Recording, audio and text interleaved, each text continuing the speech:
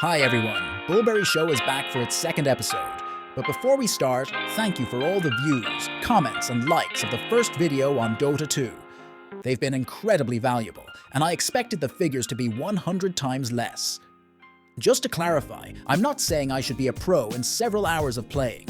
If after 10 hours I can see that the next several hours spent won't bring me any closer to the end game, I just quit, and that's it. Or if I get very bored after that, or for any other reason that I mention in the video. The main goal is to have a look if it's a newbie-friendly game, and it's not throwing you under the whales or weathered veterans from the first match. I mean, the ideal way for me is to have a tutorial with simple mechanics, then some kind of a sandbox with noobs like you, and only then you have a chance to get higher to the ones that are in this game for years. This was about the difficulty spike, but what's more important is that the game provides you with everything you need to play. No third-party add-ins, no databases, just playing dumb and blind. It doesn't mean that everything should be given to you for granted, and there are no secrets or challenging quests. It just means that for comfortable playing, you don't have to download any third-party software or tab to the database window every here and there to see what's going on. So let's wrap up the introduction. And today we're switching to MMORPGs, and specifically to New World from Amazon. Released in 2021, New World was Amazon's attempt to break into the market, promising a fresh take with its focus on player-driven economies and large-scale PvP battles. Despite high expectations, the game's launch was met with a mix of excitement and disappointment, resulting in a fluctuating player base and mixed reviews. Steam page says that all reviews are mixed with 68% positive, and recent reviews are overwhelmingly negative with only 10% positive. Well, let's see ourselves how it is played in 2024 then. Technically, it only requires a Steam account, so easiness to install is close to perfection. The thing is that you need to click a couple more times on terms and conditions, which took 1 point away, but the good news is that there are no additional launchers or other accounts. Therefore, it would be a solid 9, quite easy and straightforward, nothing to cover in detail here. And right on the spot, we deep dive into one of the major problems of this game, community. Don't get me wrong, the community is not toxic. That's definitely not what I mean. On the contrary, the global chat showed quite a chill atmosphere, with some jokes and fooling around. Again, I was on a European server, so US ones might be different, but I wouldn't suppose so. Why did I end up on a European server? Well, I am living in EU for now, so it provides better connection and stuff. However, another reason was that I checked all the servers and they were all low in population. I actually wanted to go to a US one, but apparently they do not differ, at least on paper. And that's the biggest problem with the community. It sort of does not exist. I have faced several people here and there, but the game feels much more like a single player, or at least a lobby-based one. For times, it really felt like playing Elden Ring. Then the invasion starts. A player joins, runs close to you to never be seen again. No communication, no speaking, nothing. The only kind of meaningful interaction was me and another guy competing for a potato field somewhere. Other than that, I have faced a couple of persons during some of the quests, and some were in the cities standing out there with their level 65. You want to join PvP activities while you level? I'd advise you to think twice on that as well. I tried to join the arena every day, I tried it in the mornings, I tried it on Saturday and Sunday afternoons, which are deemed to be the prime time, but it did not pop up.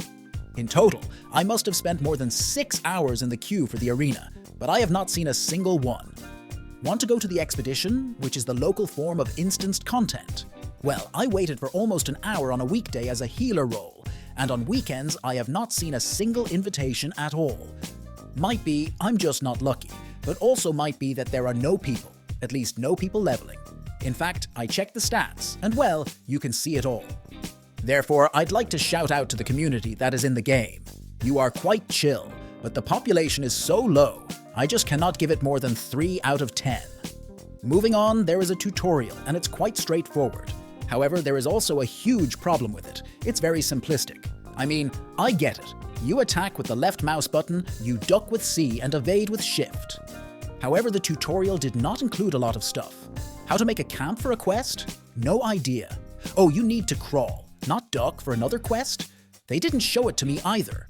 I mean, the tutorial itself was okayish, but the problem, which interlinks with the interface part, is that it does not cover a lot of stuff, which, even though I promised not to, I had to Google as I've been hard stuck on main story quests. Another example, I accidentally discovered that you have to actually choose territory standing perks when I was like level 10 with the respective territory, and it's only the top of the iceberg.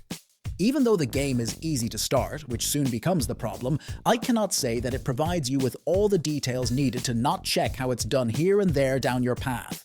6 out of 10 would be it. Well, then goes the difficulty spike, right?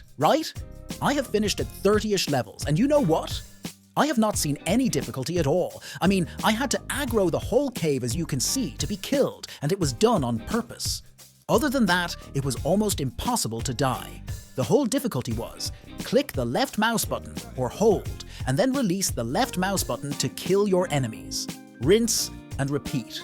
If you wish, you can choose one out of 3 abilities with big cooldowns, but that's totally optional. I would really want to increase the difficulty somehow, but I could not. I always out-leveled the proposed main story content at least 3 levels ahead, usually 5 or more. There is just no way to skip a bit ahead, and after 10 hours, I felt really bored. Crafting and gathering? No real danger either. You just pick stuff on your way and then craft something in the town. Other than inventory and weight management, no difficulty here too. The most dangerous moment was when the sheep almost rammed me down the cliff. But that's pretty much it. Maybe expeditions were challenging? The only challenge was to wait for the queue, and then follow the group and not get lost, as they were jumping and killing stuff on their way so fast I could barely participate. My healer role was completely obsolete. None required any healing, none required any buffing or debuffing. How about PvP? No idea, as I said. I have not had a chance to participate, so the hardest part was to get into the arena itself. I was not expecting to say that. But even though there is no difficulty spike, there is no difficulty increase either, at least during the levels I have seen. If there is some high-level content that is more or less challenging, that's good and stuff. But come on, level-wise I was only halfway through, and I was bored to death, so difficulty is surprisingly 2 points only. Costs are okayish. I bought the game itself on sale for $16 US, which seems to be fair, while the full box price is $40. However, then we go to in-game purchases, which are really numerous and are between 10 and 20 bucks each. Item looks, sets, emotions, mounts, camp skins, you name it. Topping the collection can easily cost around 1,000, which is much closer to FTP MMOs than boxed ones. On top, there is a seasonal pass, and if the real money shop items are purely cosmetic, the premium version of the pass goes together with some gold, reputation, and crafting or weapon boosts, which smells even worse. If you feel so, there goes another 20 bucks for this pass with additional 10 bucks for 10 levels boost if you wish to progress faster. However, the thing that triggered me the most was that all mounts are hidden behind the expansion. So basically, if you want to limit your walking a tiny bit, be ready to pay another 30 bucks. And on top of that, I am talking about the most basic versions of the game. Collectors or whatever editions are, there can end up being $200 for the box and expansion without sales. Here I would say, it's definitely not great, but it could have been worse. Should probably be not more than a 6 though. For me, stylized graphics are the way to go. They eat fewer resources, they stand out, and what's most important, they do not wear off too soon.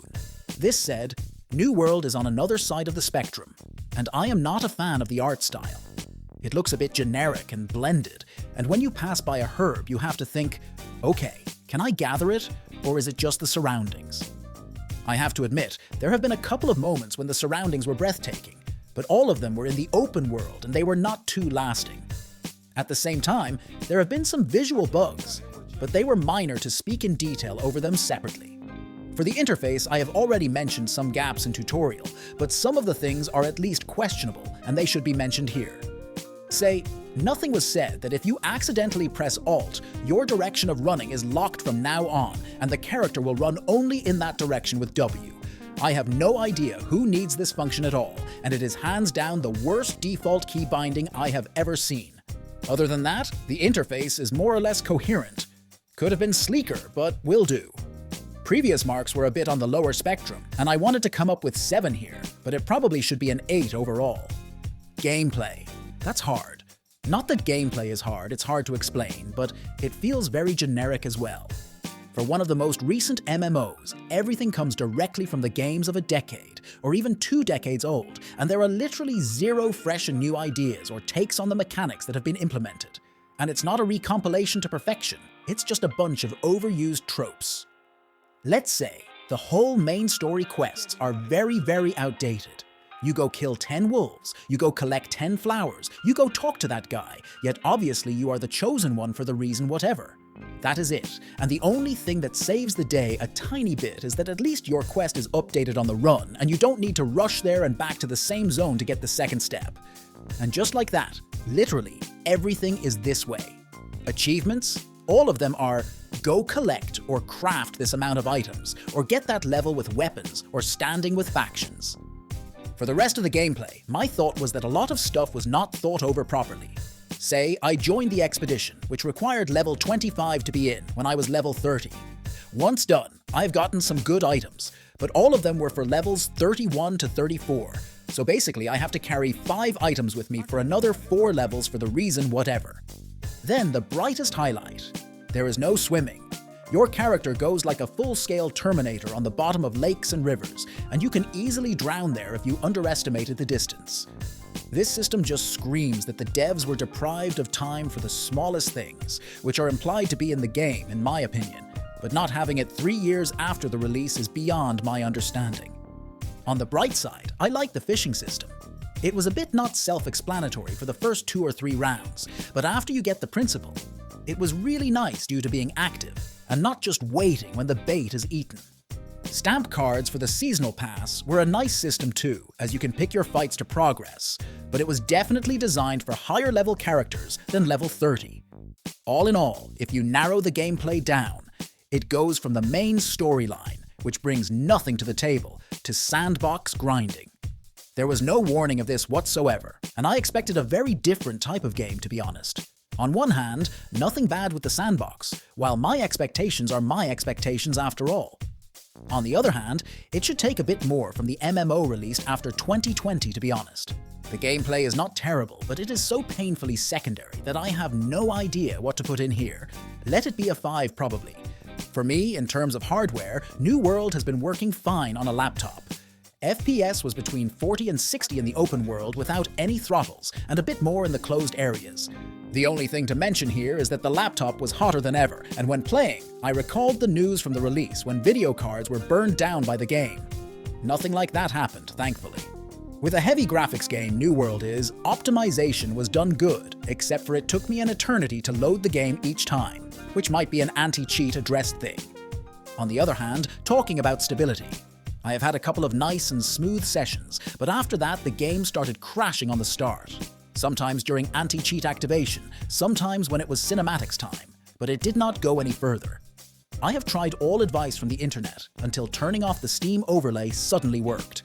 Not sure why it was okay and then not okay, but it took me a solid hour of trial and error to find the root cause. Let it be a 7 here too, and I am pressing F to all video cards fallen back in the days. For the longevity, there are 2 things to cover: how the game stands now, and would I personally want to continue playing for myself after the video is out. Well, it's been 3 years since release. I have not had a look at how many content patches were out, but apparently there has been only 1 big expansion over 3 years, which is very scarce by today's standards, to be honest. However, in addition, the first piece of news on the page of New World says that the new release of some kind of an expansion or soft reboot of the game or whatever not is scheduled this October. I struggle to understand what it is going to bring to the table, but honestly failed. Am I too stupid, or are the press releases and trailer too hazy to be understood clearly for a new player? All in all, as of today, longevity sucks. I can bet that once you go to level 65, this is just going to be a full-scale sandbox with occasional wars and maybe group PvE activities, nothing more than that. I mean, if you are into getting filthy rich in games, might be your choice, but again might be too late as the economy should be set for now already. A slim community that does not seem to be growing at all over the last months does not add to the security that invested time will ever pay off. I do not have optimism here, so even though the game is alive and sometimes even kicking, the future does not seem to be too bright, to be honest. We will see, but I cannot give it more than 5 out of 10 here. Alright, to sum things up, this game really missed me, although I am a huge fan of MMORPGs of all kinds. It looks very generic and unimaginative from big to smallest details. In fact, it does not even look like a AAA game. I was trying to collect some good things that are not just okay execution of 2-decade-old mechanics, but is really outstanding for myself. Fishing was one of these mechanics, as I mentioned. Having one character for all progression is also cool. I started with sword and shield, then went to the two-handed sword and axe, and eventually ended up with void, gauntlet, and life staff. That all happened in 15 hours of playtime, and the last switch happened due to the absolute lack of impact on the target by huge two-handed weapons. I had a good laugh with the "now what have we learned" achievement name for dying, so as you can see, my bar was set very low. Also, if you missed Burn After Reading movie, you should check it out. 1 point for each honorary mention above, so it should be 3 out of 10. Other than that, everything seems to be between a worse Witcher 3 with blunt left mouse button clicking and more grindy gathering system, and Albion Online with different graphics and camera angle, and without full loot PvP. In total, we have 54 out of 100, which tends to be much worse than Dota 2 got in the first episode, which is very surprising as newbie friendliness is in place. In fact, the game is even more newbie friendly than it should be. After 1.5 hours into the queue for PvP, I just exited the game and uninstalled it. Unless that October Eternum expansion or whatever it is shakes the game, my bets are on the closing of the project within 1 to 2 years maximum. However, if it does, I might get back to the new world and have a fresher look at what is new and how the game has changed. All in all, it was Bullberry.